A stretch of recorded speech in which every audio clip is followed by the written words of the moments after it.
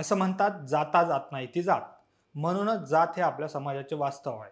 त्यामुळे जातीचा मुद्दा हा अत्यंत कळीचा ठरतो. खरं तर गेल्या काही वर्षामध्ये देशात आरक्षणाची मागणी वाढत आहे. यामध्ये केवळ इतर मागासवर्गातील जातीच नाही, तर सवर्ण वर्गाने सुद्धा आरक्षणाची मागणी लावून धरली आहे. त्यामुळे राज्यघटनेतील तरतुदीचे उल्लंघन न करता काळाची गरज म्हणून आरक्षण द्यायचे झाल्यास ते नेमके कोणत्या पद्धतीने देता येईल याची स्पर्धा प्रत्येक राजकीय पक्षात सुरू आहे. परंतु असे असले तरी प्रत्येक पक्ष आपल्या आपल्या जातीची अधिकृत वोट बँक सुरक्षित ठेवण्यासाठी आरक्षणाचे आश्वासन देत आहे.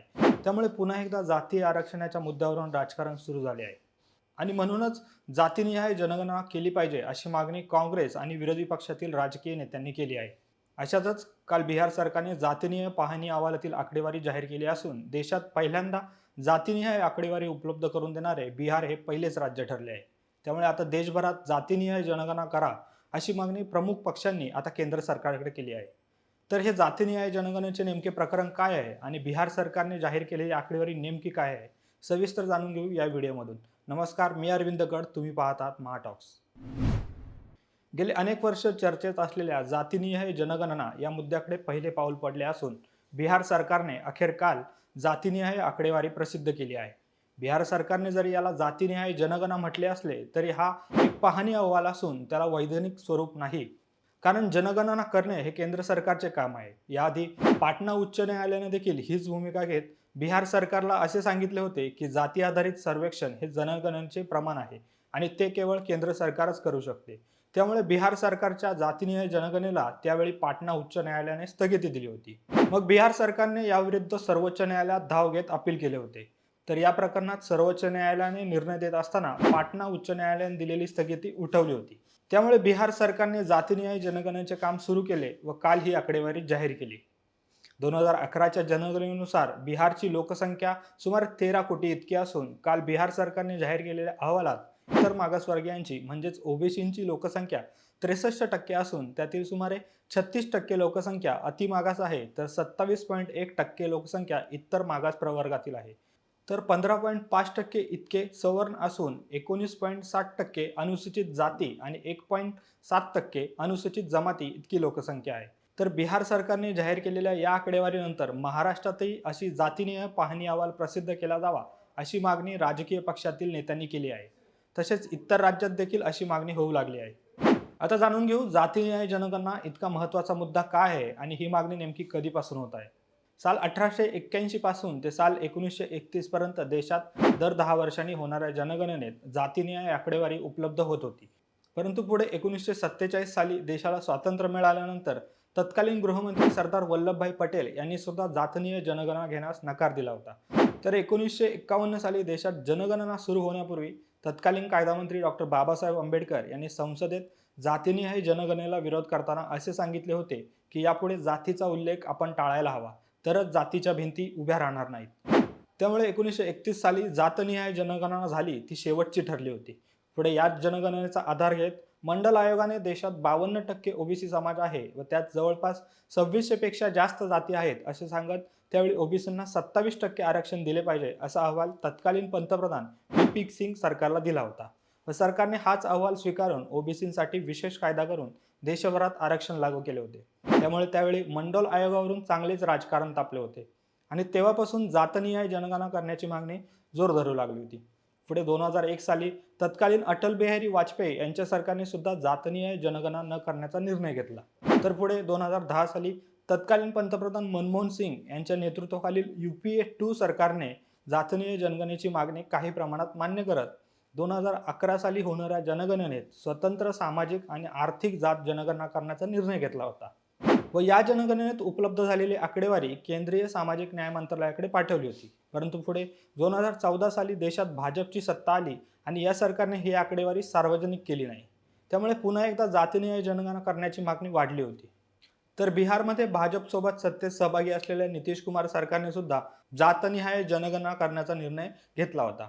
त्यावेळेस त्यांनी भाजपसोबत असलेली सत्ता सोडत विरोधी पक्षात असलेल्या राजदला सोबत घेत सत्ता स्थापन करून जातनिहाय आकडेवारी करण्याचा निर्णय जाहीर केला होता व काल अखेर ही जातनिहाय पाहणी अहवाल प्रसिद्ध केला. तर महाराष्ट्रात छगन भुजबळ यांनी ही मागणी सर्वात आधी केली होती. त्यांनी असे म्हटले आहे की ओबीसींसाठी विशेष योजना तसेच शासकीय कार्यक्रम आखण्यासाठी स्वतंत्र जनगणना होणं खूप गरजेचं आहे. तर महाविकास आघाडीचे सरकार असताना सत्ताधारी पक्ष आणि विरोधी पक्षाचे यावर एकमत झाले होते. तत्कालीन विरोधी पक्षनेते देवेंद्र फडणवीस यांनी यावर विधानसभेत बोलताना असे सांगितले होते की जातनिहाय जनगणना होणे फार गरजेचे आहे व त्यासाठी मुख्यमंत्र्यांच्या नेतृत्वात पंतप्रधान नरेंद्र मोदी यांची भेट घेऊन आपण तशी मागणी करू. आता बघू केंद्र सरकार जातनिहाय जनगणना करण्यास नकार का देत आहेत याची 5 प्रमुख कारणे. त्यातले पहिले कारण आहे ते म्हणजे जातीनिहाय जनगणना केल्यामुळे हिंदू धर्मियांच्या भावना दुखावल्या जाऊन तणाव वाढू शकतो. तर दुसरे कारण आहे ते म्हणजे जाती आणि पोटजाती यांच्यात वाद होऊ शकतो. तर तिसरे कारण आहे ते म्हणजे प्रादेशिक पक्षांचे महत्त्व वाढून राजकारणाची दिशा बदलू शकते व त्यामुळे एनडीए युतीला धक्का बसू शकतो. तर चौथे कारण आहे ते म्हणजे सवर्ण जाती, उदाहरणार्थ मराठा, पाटीदार या जाती नाराज झाल्यास त्यांच्या द्वेषाला सामोरे जाऊ लागू शकते. तर पाचवे कारण आहे ते म्हणजे आरक्षणाच्या मागणीत वाढ होऊन सामाजिक जडणघडण बिघडू शकते. आता पाहू देशातील प्रमुख विरोधी पक्षांनी म्हणजेच इंडिया आघाडीने जातीनिहाय जनगणनेची मागणी केली आहे त्याची प्रमुख कारणे. त्यातले पहिले कारण आहे ते म्हणजे इतर मागासवर्गीयांची नेमकी आकडेवारी उपलब्ध झाली तर सरकारला आणि नीती आयोगाला यापुढे मागासवर्गीयांच्या विकासासाठी निश्चित स्वरूपाच्या योजना आखण्यात अडचण येणार नाही. तर दुसरे कारण आहे ते म्हणजे जातनिहाय जनगणनेचा उद्देश केवळ आरक्षणाच्या मुद्द्यापुरता मर्यादित नसून आपल्या लोकशाही देशात असलेल्या सर्व लोकांच्या व्यापक समस्या, विशेषतः उपेक्षित आणि वंचित लोकांची संख्या यातून समोर येईल. तर तिसरे कारण आहे ते म्हणजे जातनिहाय जनगणनेतून येणाऱ्या आकडेवारीमुळे समाजात कोणत्या जातीची संख्या नेमकी किती आहे व ते कोणकोणते संसाधनाचा उपयोग करत आहेत हे सुद्धा समजू शकेल.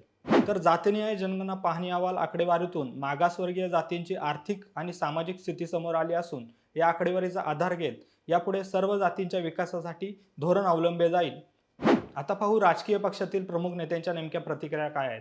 काही दिवसांपूर्वी लोकसभेत भाषण करत असताना काँग्रेस नेते राहुल गांधी यांनी सांगितले होते की भारत सरकारमध्ये सध्या 90 सचिव आहेत जे सरकारचे कामकाज करतात, परंतु त्यात केवळ 3 सचिव हे ओबीसी आहेत. तर बिहार सरकारची आकडेवारी प्रसिद्ध होण्याआधी काँग्रेस नेते राहुल गांधी यांनी असे सांगितले होते 2024 साली देशात काँग्रेस सत्तेवर आल्यास जातनिहाय जनगणना केली जाईल. तर पंतप्रधान नरेंद्र मोदी यांनी विरोधकांवर टीका करताना म्हटले आहे की गेल्या 6 दशकात विरोधक जेव्हा जेव्हा सत्तेवर होते तेव्हा त्यांनी जातीचा आधार घेऊन गरिबांच्या भावनांशी खेळ करत आली आहे. त्यामुळे जातीमध्ये वाद निर्माण करून त्यांनी फूट पाडली असून त्यांचे हे पाप आजही सुरू आहे. तर राज्य सरकार ओबीसी जनगणनेसाठी सकारात्मक आहे, परंतु बिहार जनगणना अहवाल बघून आणि त्याचा अभ्यास करूनच निर्णय घेऊ असे प्रतिक्रिया उपमुख्यमंत्री देवेंद्र फडणवीस यांनी दिली आहे.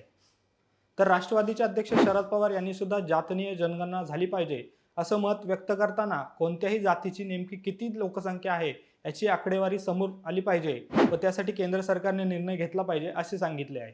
गेल्या आठवड्यात आरक्षणावर चर्चा करण्यासाठी झालेल्या राज्य मंत्रिमंडळाच्या बैठकीत छगन भुजबळ यांनी जातनिहाय जनगणनेचा मुद्दा मांडला तेव्हा अजित पवार आणि छगन भुजबळ यांच्यात खडाजंगी झाल्याची माहिती काही माध्यमांनी दिली होती.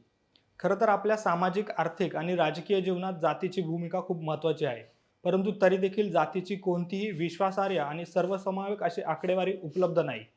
त्यामुळे समाजात नेमके किती मागासवर्गीय आहेत हे समजणे खूप अवघड आहे. बिहार सरकारने उचललेल्या या पावलामुळे आता येणाऱ्या भविष्यात नेमके काय बदल होतात हे पाहावे लागेल. तुम्हाला जर हा व्हिडिओ आवडला असेल तर या व्हिडिओला लाईक करा, शेअर करा. तुमची या सगळ्यावर नेमकी काय प्रतिक्रिया आहे हे आम्हाला कमेंट करून सांगा आणि असेच माहितीपूर्ण व्हिडिओ पाहण्यासाठी आमच्या महाटॉक्स या यूट्यूब चॅनलला नक्की सबस्क्राईब करा.